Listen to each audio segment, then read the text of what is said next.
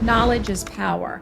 I have to be good at what I do. I have to be understanding of the processes that it's involved before I can create a passion for it. That passion is what drives people to be the very, very best that they can be. I had to be extremely scrappy in order to learn things because information was not readily available. Nowadays, holy cow, you can take a class on your phone from the beach in Aruba. You don't have to leave the chair. You don't necessarily have to go to hygiene school to make yourself more valuable to your office. I tell you what, I'm going to learn everything that I can. You go to a class and we're going to place implants together. Time doesn't make you more valuable. What you learn and what you put back into the practice is what makes you more valuable.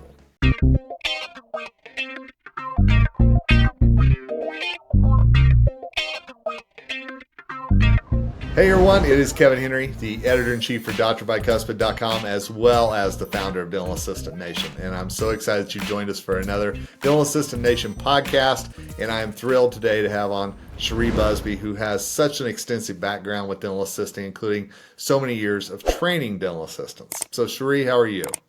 I'm good, Kevin. Thanks for having me. Oh, I'm so excited. I mean, we had such a good time together in Chicago talking waterline safety, and you're going to be seeing that in a very soon here on Dental Assistant Nation. I'm excited for that series to launch. But we're not going to talk about that today. We're going to talk about some other things that I'm very excited about as well. And before we dive in, Sheree, just tell us a little bit about yourself, and then we'll get going.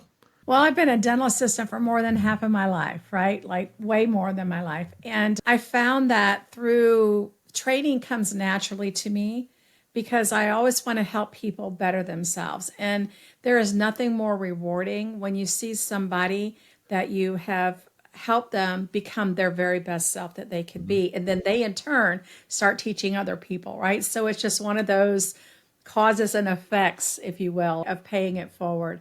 So that is like one of the very best things that I've got to do in my career. And I'm a student. I always want to keep learning more and more. So I find things that are interesting to me and then I want to learn about them, because when I learn things, I'm able to pass them on to others. And so my experience has been creating content, presenting classes, all those kinds of things that go into help to training dental assistants over my career. And I've got to ask, because you've had such an impact on so many dental assistants through the years, as well as you said, being a dental assistant yourself, how has dental assistant training changed with this next wave of dental assistants that is coming into our industry and is really going to be the backbone of our industry moving forward? Oh my goodness gracious. When I was first starting, and I'll wrap myself out here because really I started back in the early 80s. And we didn't even wear gloves back then, right? It was like the wild, wild west, if you will. And I had to be extremely scrappy in order to learn things because information was not readily available like it is now. We didn't have the internet. We didn't have things like that, right? Yep. So the only way that I was able to get education was mainly from my supply reps would come in. They'll say, hey, we have this new product, or hey, did you know that there's a service? Or hey, did you hear that there is going to be a class coming up that's by your regional your regional dental society, whatever. So I had to be really scrappy. Mm-hmm. Nowadays, holy cow, you can take a class on your phone from the beach in Aruba. I mean, information is so widely available now. And not only taking a class, but we are a Google society. I Google everything. If I want to know, I need to know now. And so having that information readily available, the world is wide open. There is just anything you want to learn about, you can find something. Now, is all of it quite true? Maybe not, because it is the internet, right? So everything may not be quite true, and you may not be getting the very best of information. But information is information, and you can take that and continue learning. Just continue to do it because there's so much available. It's so easy now. And you and I both have that heart for empowering dental assistants. We talked a little bit about that before we went on the air. And does that gaining of information, is that one of the keys to being empowered as a dental assistant, in your opinion? Absolutely. Because if you want to help your doctors and your team succeed, knowledge is power. I have to be good at what I do. I have to be understanding of the processes that it's involved before I can create a passion for it. right? You have to understand the principles of what you're doing.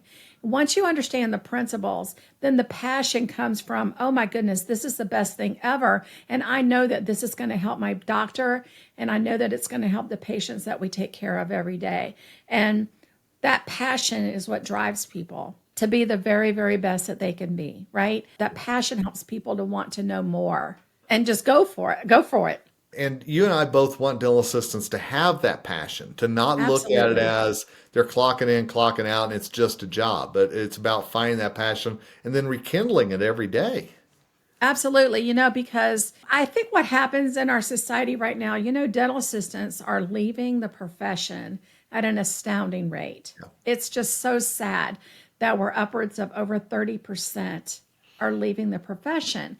And I find in my personal research and in my background that it's about the 5 to 7 year mark when they leave the profession. And because they feel like that they're not growing anymore. They're like, okay, I know how to make a great temp and I can set up my room and nobody's flat. You know what I mean? I can do all those things. They don't tend to see that growth happens within the chair too.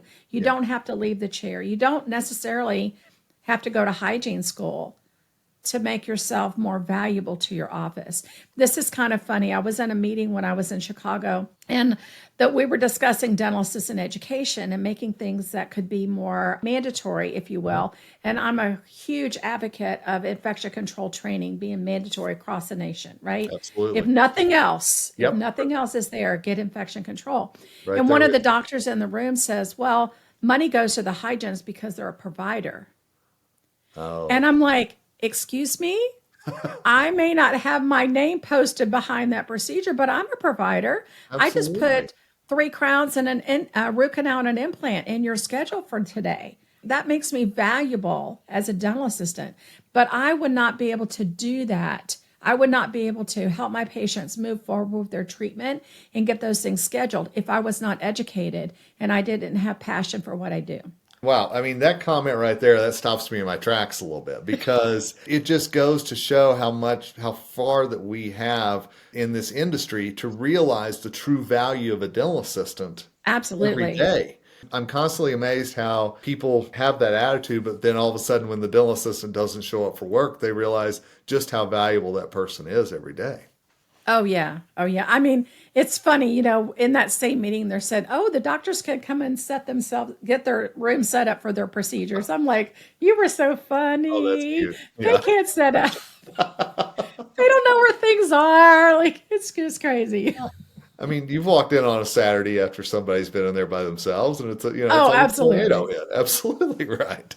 That's craziness. Oh, well, and let's talk a little bit more about that passion because you're right. That 5 to 7 year window, I think, is something that we not only in the practice but in the industry have to be aware of. And I think that Mhm. there's things that if you're a dental assistant right now, Sheree, I'm just curious, and you're kind of at that point, is it something you would recommend talking to the doctor about or really bring it out into the open so that it's not something you're struggling with yourself, or is it something you believe the dental assistant has to work through to get to the other side? I think it's all of the above. Okay. Because I may discover something, a passion for something. Let's just say implant dentistry, just as an example. And my doctor's not currently placing implants, right? So it has to be a mutual thing. And this happened to me back in my career for implant dentistry, as a matter of fact, because it was one of those things that my dad happened to need some implants. So I went to my doctor. I said, I tell you what, I'm going to learn everything that I can. You go to a class and we're going to place implants together. We're going to do this together. And so because I put myself out there as willing to learn what I needed to learn, then my doctor felt more confident to go and learn more. And now he is an amazing general dentist that places a lot of implants to this day. You know what I mean? Simply Yeah. because we were able to maybe give each other a little push. Now, are you going to be able to do that with every single doctor out there? Absolutely not. It's Right. not going to happen. But I think that depends on the relationship that you make with your providers. And I have not seen one single doctor out there that says, no, I don't want you to learn anything new.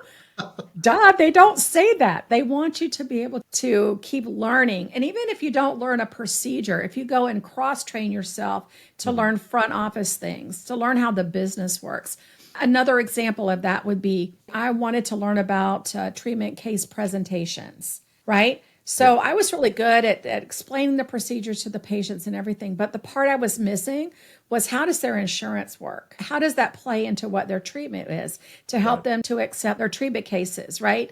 So I had to go and educate myself on, how does insurance work?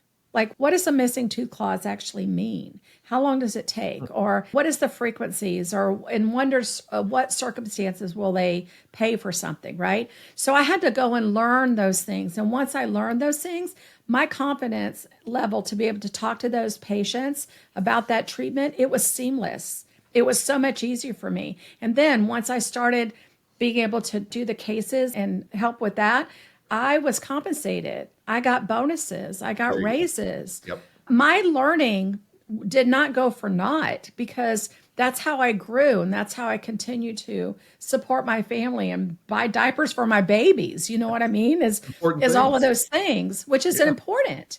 Absolutely. I'm going to throw out something real quick, because it's something that I think we're struggling with a little bit sometimes. There are dental assistants out there that have been at the practice 5, 10 years, and they think, well, it's an anniversary, so I deserve a bonus. I deserve a raise.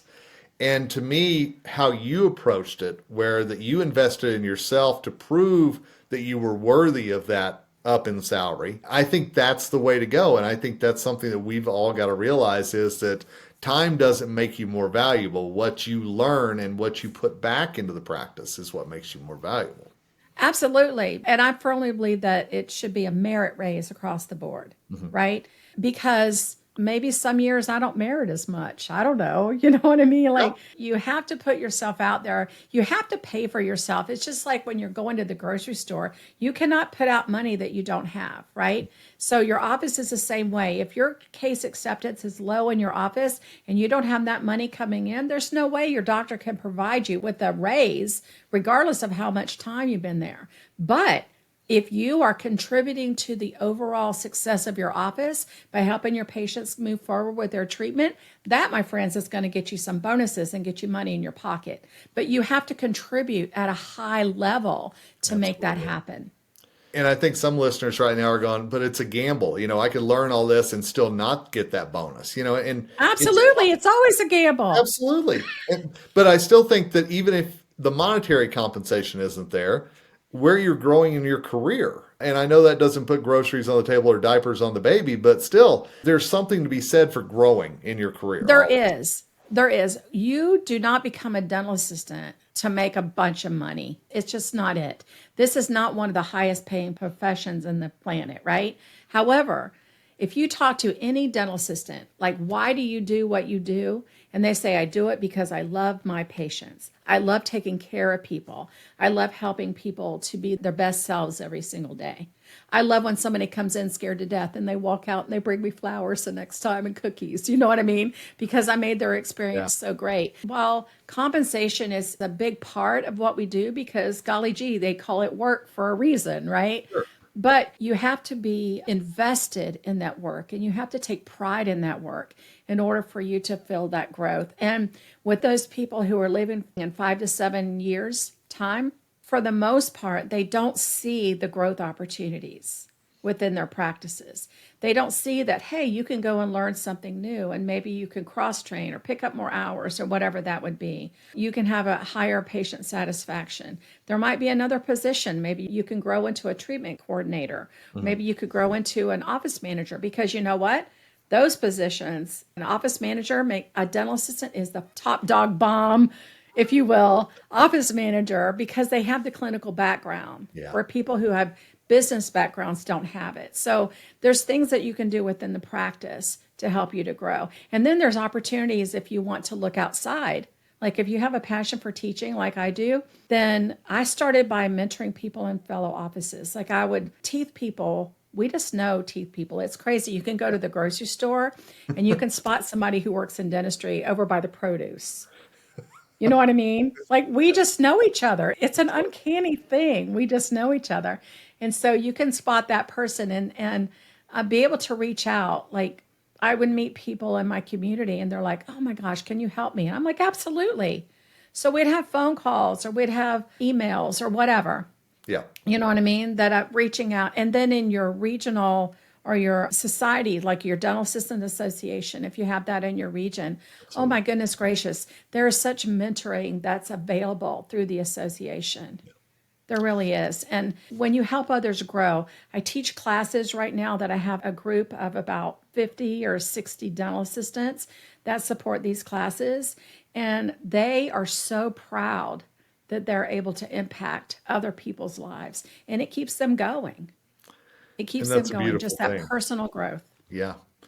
So I'm going to wrap up just by emphasizing something you just said, and then obviously would love your thoughts as well, is that so often I think whenever dental assistants think about their growth in their career or they talk about that, it's on the clinical side of things and it's how to do instrumentation better or this better or that better. And yet personally, and talking to you, it seems like that it's the communication side of things. It's the personal growth side of things where it feels like there's so much room to really boost yourself and move forward in your career. Absolutely. It's those soft skills and leadership. We think that, oh, my name's not on the door, so I'm not a leader. And that is not true. Everybody can be a leader if they choose to.